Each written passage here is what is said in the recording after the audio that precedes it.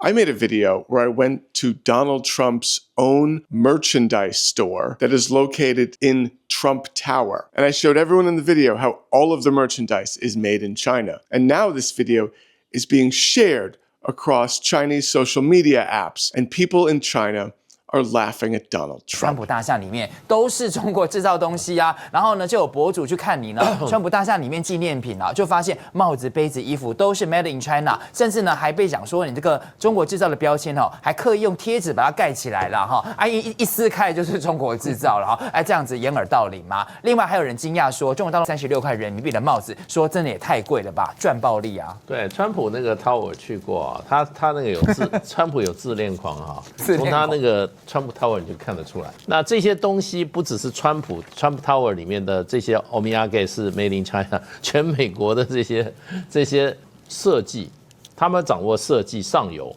对，然后产品。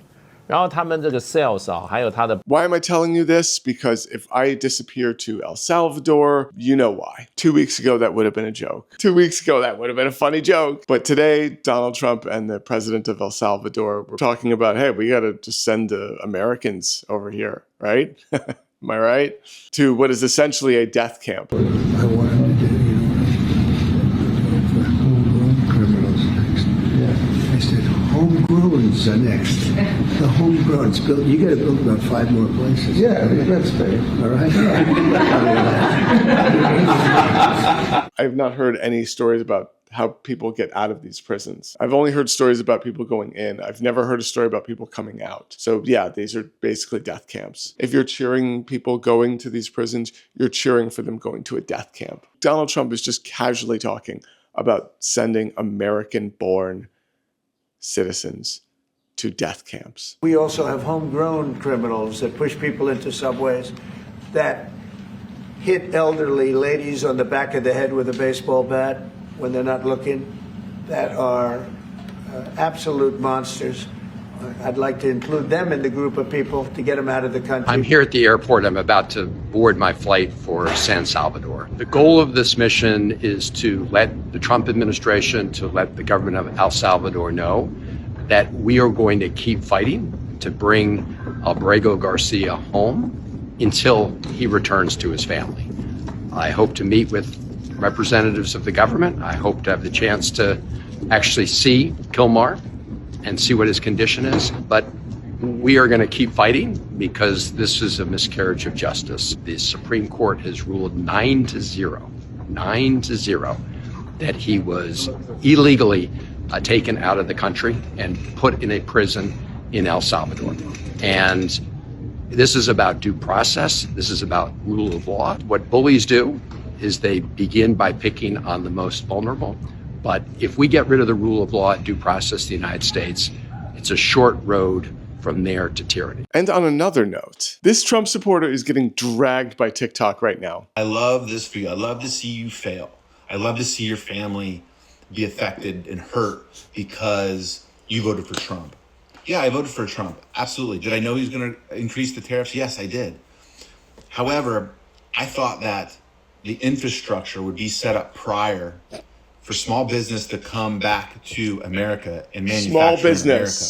To love the fact that they're suffering, to love the fact that their family is being negatively affected because I didn't vote the same way that you did is fucked up. Before I get into anything else, this is what I posted the day after the election. This is me holding space for someone that is going to be disenfranchised in the future, saying, hey, when you are disenfranchised, I am here to help you organize as a big, dirty leftist. And I still stand by that. Now, does this guy qualify for that? Let's see his original video.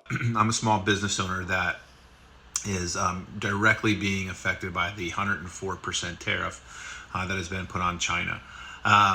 I import alloy wheels for cars, and I do somewhere in the neighborhood of 10 to 15 containers a year, which is a small business in regards to this industry. At 104%, I am absolutely going to implode and will not last 6 months.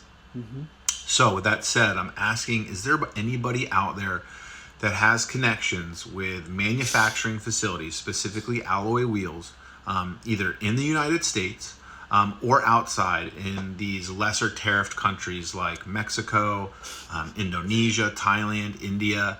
I need to find another source. I've emailed a lot of these companies and cannot get a response. And I just don't know if it's because I'm a small business or what exactly it is. So if anybody's out there that can help. He was like, hey, I voted for Trump. I voted for all of this. I knew this was going to happen, but I didn't think it was going to happen to me. I know a lot of factories are going to be going through some pain right now, but are there any other factories that are going through like a little bit of pain and they want to work for me, the person that is responsible for all of this? Me, the person who voted for all of this. Things are really bad with this tariff stuff, but is there any way for it to not apply to me and to apply to everyone else? I didn't think I was going to get disenfranchised by this. Also, bro, why do you have the makeup filter on? Why? Again, this is what I put the day after the election, and I stand by that. If you voted for Trump and you were disenfranchised and you realize, hey, this is bad, I voted for the wrong thing, that's on me. I'll defend you. I'm here to help you organize. We're here to help you organize. We're going to tease you a little bit. I am going to tease you just a little bit, though. Like, I'm sure you can take a joke, right? Like, come on. If you want to join the movement, we don't need to talk about your other beliefs. You know what? As a matter of fact, I'm going to pretend you don't believe anything else. We're just going to go like this about the other things you might believe, because you know what? We'll save that for later. So if someone wants to join, we don't need to ask them why they voted for Trump initially, and maybe just pretend we don't know.